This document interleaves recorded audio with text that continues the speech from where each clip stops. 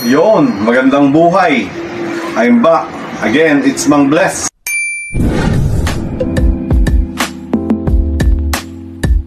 Para sa Real Talks.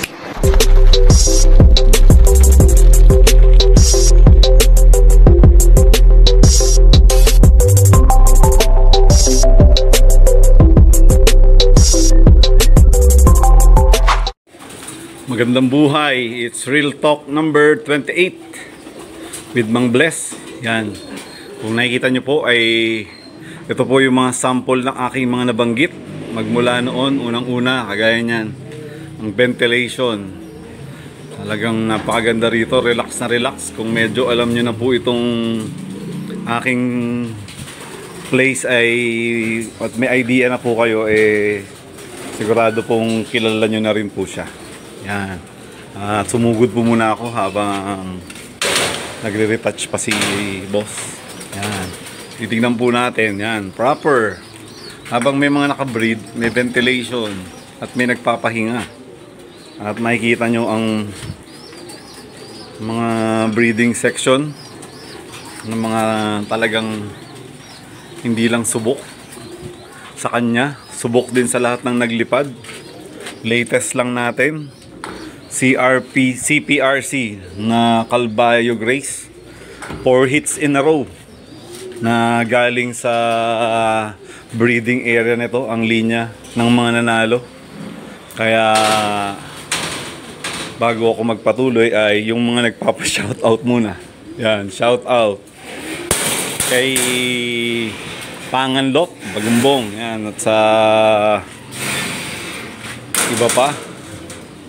Yan, titignan nyo po. Yan. Ang mga kikinis, oh. Iba pag yung properly prepared at organized. At higit sa lahat, ang maganda rito ay safety.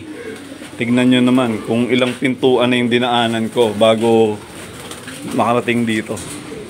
Kaya malamang sa malamang ay mga importanteng ibon ito. Dahil parang ang hirap nilang makapuga.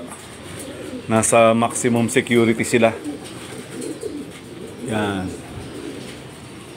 In conclusion, no, kung makikita nyo po sa loft, yan, sa bloodlines, para ma-review po natin.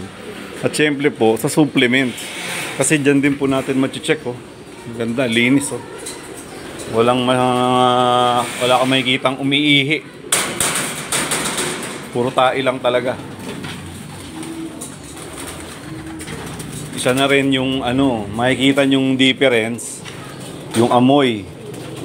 Sa iba, may mararamdaman kang amoy. Dito, wala. Yan po yung mga pinakaingat-ingatan ko. At dito talaga, relax, oh. Walang ammonia, miski loob.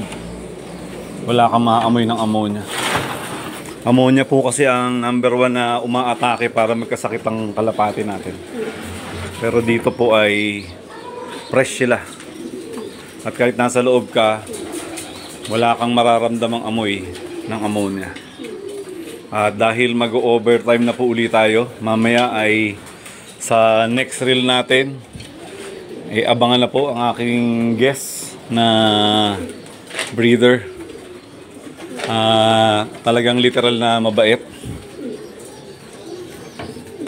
Wait lang po tayo sa susunod.